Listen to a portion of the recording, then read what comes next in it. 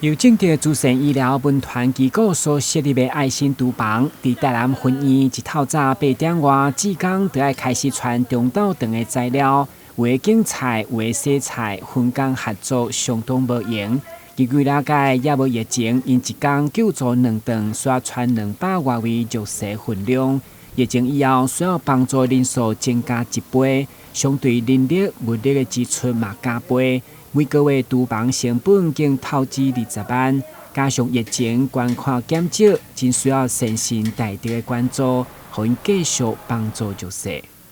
这些民众有的是因为3级警戒之后，他原来的这个工作场所不能够营业，比如说餐饮业不能营业，那所以说他们纷纷放无薪假，那这段时间他们收入不稳定，所以他们才需要来领这个爱心便当。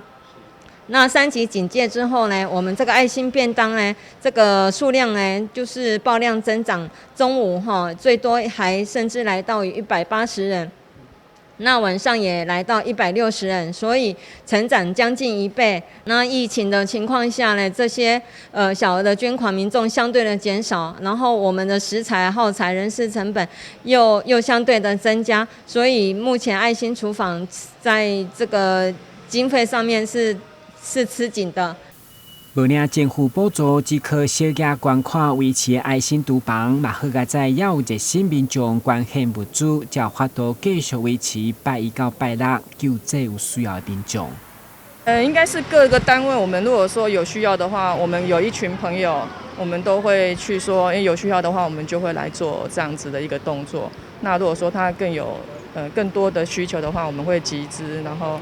去看说这边有需要什么，我们能帮忙的话，我们都会尽量的帮忙。疫情3级警戒期间，基金会改成生命节，严格遵守社交距离等防疫规定，来继续提供爱心便当。根据观察，不止领便当的人数增加，连年龄层嘛有下降的现象。其中有一位受助民众的相当感动，期待有能力以后会当回馈。就是朋友告诉我有这个地方，所以我很感恩那个正德还有师父